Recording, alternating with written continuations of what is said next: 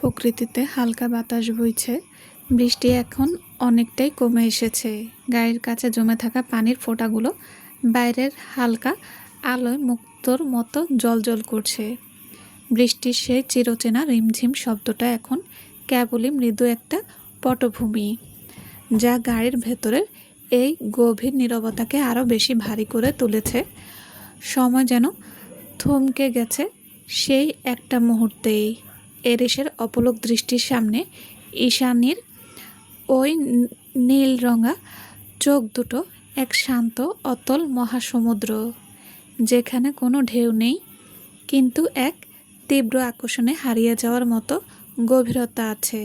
কারো মুখ থেকে একটা শব্দ বেরোচ্ছে না, অথচ এই নিস্তব্ধতাই যেন এই মুহূর্তে সবচেয়ে বেশি মুখর। দমকা হওয়া যখন মাঝে মাঝে গায়ের গায়ে এসে লাগছে, তখন যেন অবচেতনই দুজনের স্পন্দন একটু বাড়িয়ে দিয়ে যাচ্ছে। এক অদ্ভুত জাদুকরী অথচ থমথমে পরিবেশ, যেখানে কথা বলার চেয়ে এই নীরবতাই যেন সব পুরনো অতীতের অনুভূতি প্রকাশ করার জন্য যথেষ্ট। এভাবে মিনিট পাঁচেক কেটে গেল। গাড়ির ভেতর দুজন স্তব্ধ, কারো মুখে কোনো রা নেই। এরিস তার তীক্ষ্ণ বাজপাখির মতো ধূর্ত আর সন্ধানী দৃষ্টি স্থির করে রেখেছে ঈশানীর নীলরঙা চোখ দুটোর উপর। সে দৃষ্টিতে যেমন আছে অপার বিস্ময়, তেমন আছে এক তীব্র আকুলতা। এরিস কেন জানি মনে হচ্ছে এই চোখ জোড়া তার বড্ড চেনা, চেনাই নীল সাগরের গভীরের সাথে তার কোনো জন্মান্তরের পরিচয়। অতীতের ধূসর বিস্মৃত স্মৃতি কি লুকিয়ে আছে এই নীল চোখে? এরিসের অবচেতন মন বারবার জানান দিচ্ছে যে এই চোখগুলো তার অতি পরিচিত। হঠাৎ তার মনে হতে লাগলো 31শে ডিসেম্বর রাতের কথা। হ্যাঁ, 31/12/2996। এই সেই রাত, যে রাতে তার মা এই দুনিয়ার সব মায়া ত্যাগ করে এরিসকে পৃথিবীর আলো দেখিয়েছিল। 31শে ডিসেম্বর, বছরের শেষ রাত, যখন পুরো পৃথিবী মেতে উঠেছে নতুন বছরের বরণ করতে আলো আর উল্লাসে, ঠিক তখনই ইমান আর এরিকের ছোট্ট সংসারে ঘনিয়ে এসেছিল এক অদ্ভুত স্তব্ধতা। ঠিক যেমনটা এরিস তার বাবার কাছ থেকে শুনেছে, কিন্তু এর চেয়ে ভাবান্তর ঘটনা হলো 31শে ডিসেম্বর রাতটা এলেই এরিসের জীবনের সব কিছু ওলটপালট হয়ে যায়। পুরো পৃথিবী যখন নতুন বছরের আনন্দে মাতোয়ারা, এরিস তখন এক অদৃশ্য আতঙ্কে কুঁকড়ে থাকে। এই একটা রাতে সে কিছুতেই দু চোখের পাতা এক করতে পারে না। বিছানার এপাশ ওপাশ করতে করতে যদি কখনো চোখের পাতা বুজে আসে, অমনি এক অদ্ভুত পরাবাস্তবত্ব স্বপ্ন এসে তার ঘুম কেড়ে নেয়। বছরের অন্য কোনো রাতে এই স্বপ্ন আসে না, শুধু এই 31শে ডিসেম্বর রাতেই দৃশ্যগুলো জ্যান্ত হয়ে ওঠে। সে দেখতে পায় এক অদ্ভুত দৃশ্য। স্বপ্নে কোনো নির্দিষ্ট গল্প থাকে না, থাকে কিছু ভাঙা ভাঙা অদ্ভুত দৃশ্য, যেখানে দেখা যায় কোনো এক রমণীকে রাস্তায় শুয়ে থাকা, চোখ বন্ধ করে থাকা অবস্থায়, যার পাশে বসে থাকা কোনো এক পুরুষ অসহায়ের মতো কান্নায় ঢলে পড়ে থেকে থেকে ডুকরিয়ে উঠছে। পুরুষটি অসহায়ের ন্যায় মৃদু আর্তনাদ করেছে, চেঁচিয়ে চেঁচিয়ে, দুঃখে কষ্টে জর্জরিত হয়ে ব্যাকুল হয়ে পড়ে পুরুষটি। অতঃপর পুরুষটি তার কোমরের কাছ থেকে একটা রিভলভার বের করে তার নিজের মাথায় চেপে ধরে পরপর দুইবার শ্যুট করে দেয় নিজেই নিজেকে। কিন্তু সব কিছুই অস্পষ্ট, ঝাপসা দেখা যায়, কোনো কিছুই স্পষ্ট দেখা যায় না। পরপরই ঘুম ভেঙে যায় এরিসের। বর্তমান। আচ্ছা, আপনার নাম কি? নিস্তব্ধতার সেই টান টান সুতোটা ছিঁড়ে ঈশানী এবার আমতা আমতা করে বলে উঠল, প্রশ্নটা খুব সাধারণ ছিল, কিন্তু এরিসের ওপর তার প্রতিক্রিয়া হলো একরকম চরম বিস্ফোরণের মতো। আউট! ঈশানীর চোখ থেকে চোখ সরিয়ে সঙ্গে সঙ্গে গম্ভীর তপ্ত স্বরে হিসিয়ে বলে ওঠে এরিস। ঈশানী চমকে উঠল। সে ভাবতেও পারেনি এই একটা প্রশ্নে কেউ এভাবে প্রতিক্রিয়া দেখাতে পারে। ঈশানী এবার কিছু একটা বলার জন্য মুখ খোলার আগেই এবার এরিস প্রায় চিৎকার করে উঠল, আই সে গেট আউট! কিন্তু ঈশানী যেন এবারও থামল না। কাঁপা কাঁপা স্বরে সে আবারও বলে উঠল, নাম বললেই চলে যেতাম। নিচু স্বরে বলল ঈশানী। এরিস এবার পাশ ফিরে ঈশানার দিকে তাকালো। তার বুকের ভেতরটা কামারের হাঁপড়ের মতো উঠানামা করছে। তার সেই তীক্ষ্ণ বাজ পাখির মতো চোখ দুটো এখন লালচে আভা ধারণ করেছে। এরিস এবার ঈশানীর দিকে তাকিয়ে প্রায় গর্জে ওঠে বলল, নাম জানতে চেয়েছ না? পরে হয়তো এই নামটাই তোমার ধ্বংসের কারণ হয়ে উঠতে পারে। নামো গাড়ি থেকে। আউট!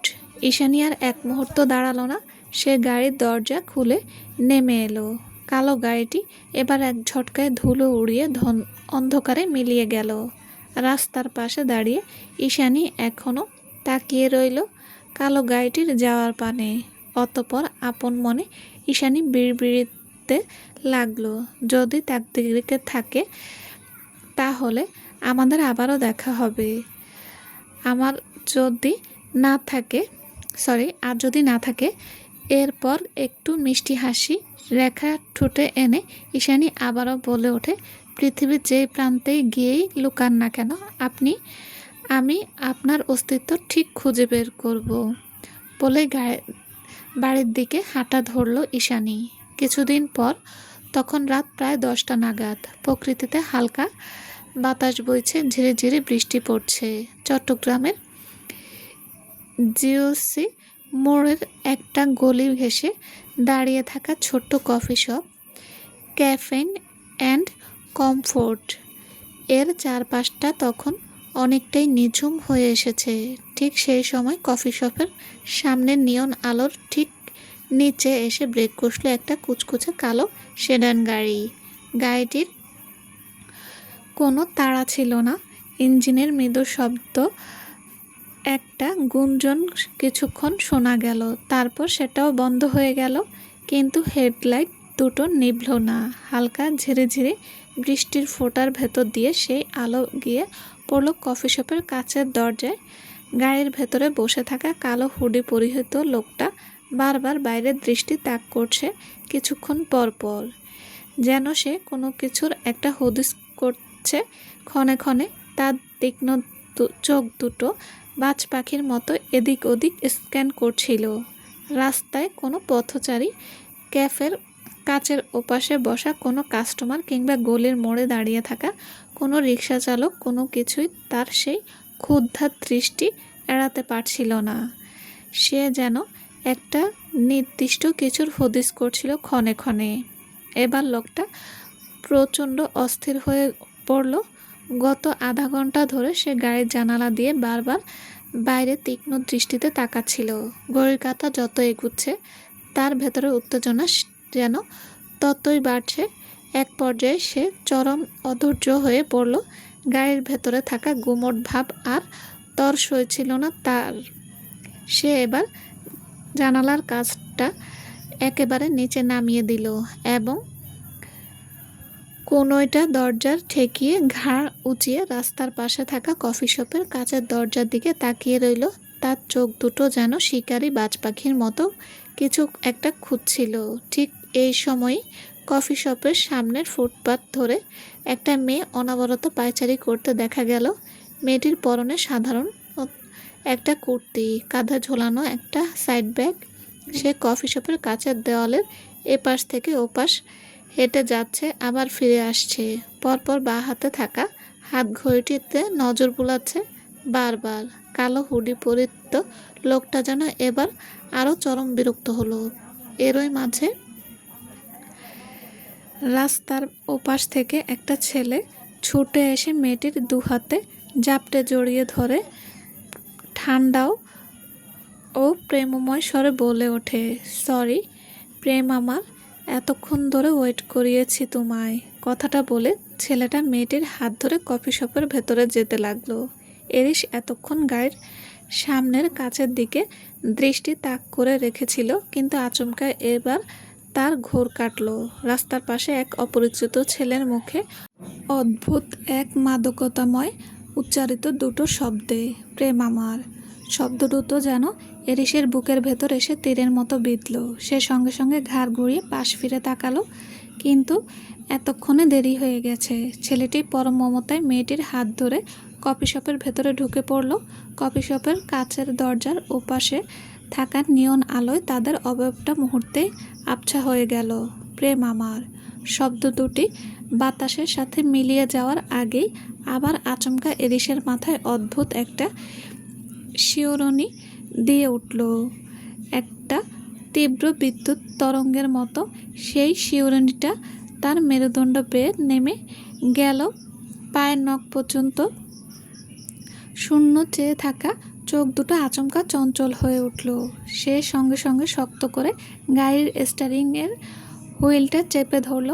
এরিসের হাতের আঙ্গুলগুলো নিমিষে সাদা হয়ে উঠল চাপের চোটে, কিন্তু মাথার শিহরণীটা থামল না, বরং সেটা ধীরে ধীরে বাড়তে লাগলো। এরিসের মনে হচ্ছে যেন মাথার ভেতর কেউ হাজারটা ড্রাম একসঙ্গে বাজাচ্ছে। এক অজানা অতুলনীয় চেনা অনুভূতি তাকে গ্রাস করতে চাইছে। স্টিয়ারিং ছেড়ে দিয়ে এবার এরিস দু হাত দিয়ে নিজের চুল খামচে ধরে মাথাটা নিচু করে ফেলল। তার নিঃশ্বাস দ্রুত হয়ে আসছে। কেন এই দুটি শব্দ তার ভেতরে এমন তীব্র প্রতিক্রিয়া তৈরি করলো? মাথাটা দু হাতের মাঝখানে গুজে দিয়ে এরিস নিজেকে শান্ত করার চেষ্টা করলো। চুল খামচে ধরা হাত দুটো কাঁপছিল। আসলে প্রেম আমার এই দুটো শব্দ শুধু দুটো শব্দ ছিল না, এটা ছিল কোনো এক অদ্ভুত অনুভূতির বৈদ্যুতিক শখ। চলবে। আসসালামু আলাইকুম। গল্পটা কেমন লেগেছে প্লিজ জানাবেন। আর হ্যাঁ, অবশ্যই লাইক কমেন্ট করবেন। আর যারা আমার চ্যানেলটি এখনও সাবস্ক্রাইব করেনি তারা চ্যানেলটি সাবস্ক্রাইব করে সাথে থাকবেন। সবাই ভালো থাকবেন। আল্লাহ হাফেজ।